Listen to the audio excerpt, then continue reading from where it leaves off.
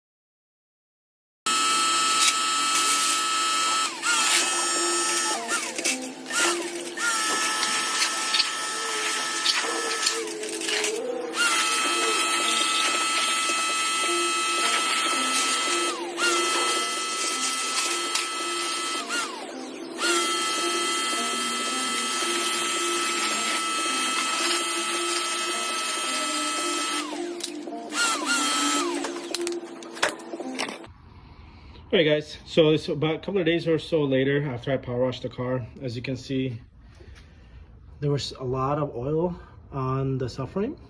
So I got majority of it out. I was having a difficult time back there, so I'm not too worried because all these lines are going to come off, and when it gets to the paint shop, everything will come off by itself. I'm sure they use something to get all that leftover grease. But the subframe is still going to get dropped because I still got to get underneath the subframe as well. I didn't get a chance to spray underneath, so there's still a little bit of residue underneath, and I am planning on rebuilding the whole front, subframe, like the suspension, the upper control arms, lower control arms, and everything else. So just to give you guys an idea exactly how much of it came out, like before you couldn't even see this clear subframe. It was just pretty much covered in oil.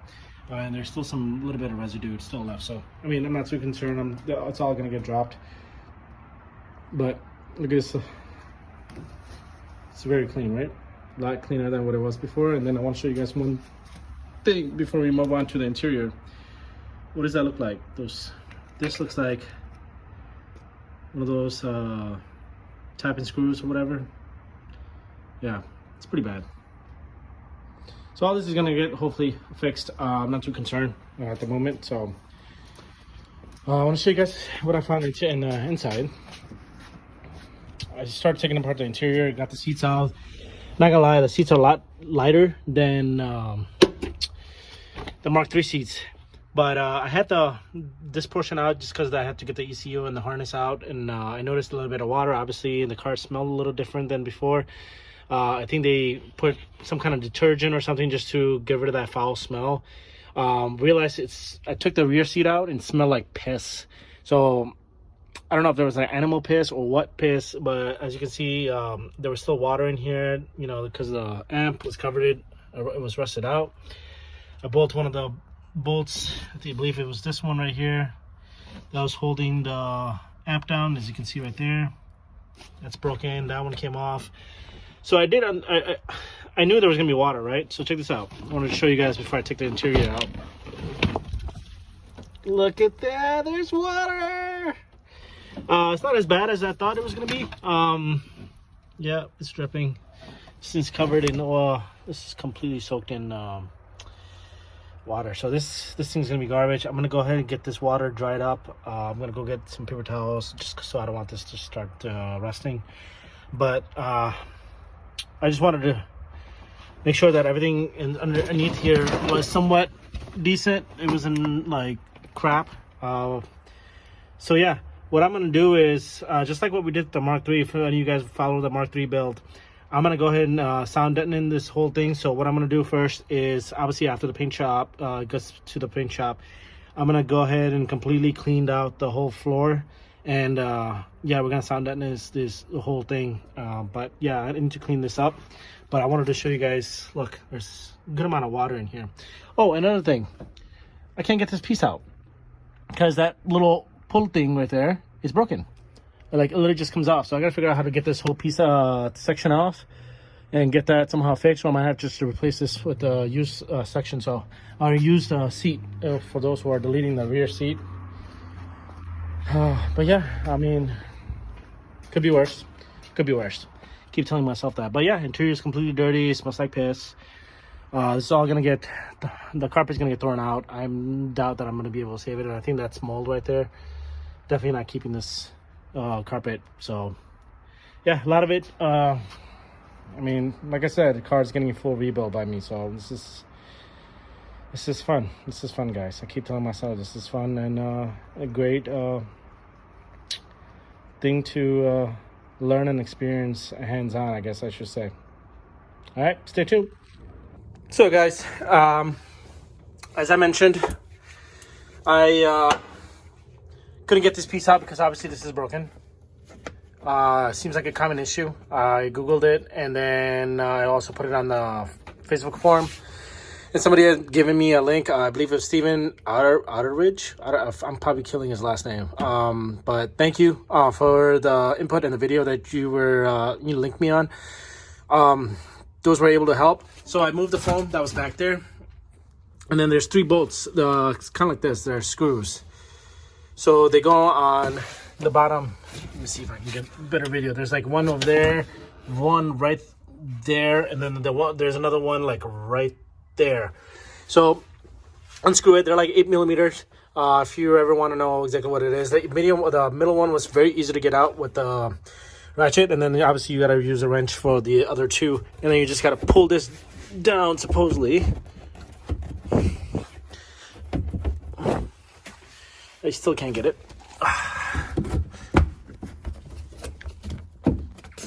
Just got to get it down enough to be able to get it out, and then you can just pull the latch thing in underneath there, and then it should just come out. And then there's 4 bolts. I believe they're 14 millimeter based on what it looks like. And then the top piece should come off. So I got the seats right there. They're still in good condition. I might just clean this up and be able to use it, or I might just redo these seats. That smells like piss. I don't know why, but yeah, I don't know if that's mold or if that's just dirty, but I got to figure out how to get this all cleaned up and then not smelling like piss. Same thing with that. The interior smells like piss. Could just be something else, but to me it smells like piss. And then lastly, I'm gonna go ahead and get that out off camera because I need 2 hands. Lastly, I thought I would find a mice. Look what I found underneath the carpet. So there's some bunch of wires that I don't know exactly where they go. This is all gonna get cleaned up, but I think there was a mice nest, rat nest, mice, probably a mice. So I was hoping I would find my dead mice or something in this car, but so far I haven't. Got the water cleaned up. It's got some paper towels there just in case if there's any residue or anything like that, so it can just soak up. But other than that, yeah, it's for drying up. I left the door open a little bit just so that I can get some air. But that's about it, guys. Fuck. Yeah, so that fell down. Anyways, that's about it for the update for this. Stay tuned for more. I'm gonna start taking apart maybe more interior pieces, depending on exactly what else I need to take apart to be able to get ready for body shop. I'm actually getting impatient now. I just want to get this car into the body shop, but at the same time, I still need a lot to do, meaning I have to purchase everything that I need to for this car to be ready for the body shop. So I do need to start ordering the trims, the weather trim, the strips. So the upper one, this piece right here, it's missing on the other side, so I gotta order that for both sides because that way I have brand new. I don't know if this is sold by Toyota because it's got a crack over here, or actually it might be able to. So yeah, I gotta order a new piece of this from Toyota, and then you got the other weather strip that's going all around on each side. The door panels, I'm probably gonna need to purchase some new ones or what. Obviously because there's a hole here, I don't know what they did with it. I'm just not having it together myself right now. I think there was a speaker at one point here. I don't know exactly what happened with it. This door handle just comes off. There's obviously no screws holding this, so I gotta find all the screws for this. This is not plugged in on each side. I mean, nothing. This car is like basically a broken puzzle basically, and I'm trying to put pieces together and trying to find all the pieces together. So and then dash panel, obviously I need to start taking apart those panels. There's some gauges useless to me. I need to start taking those all out. I'm planning on replacing the whole dash as well, so the whole dash will come out, but I think I'll do that once I get the car painted. I should do it before the paint because I'm gonna drill the hole for the clutch pedal because I want that painted nicely in the engine bay. I don't want to drill it after the paint. So that's one of the things to do, and I think that's about it that I wanted to cover in this video. Engine base, I just gotta start taking apart this brake master. The brake lines, I gotta get all those removed. And then I think this should be ready for the paint, the frame correction, the paint in the engine bay.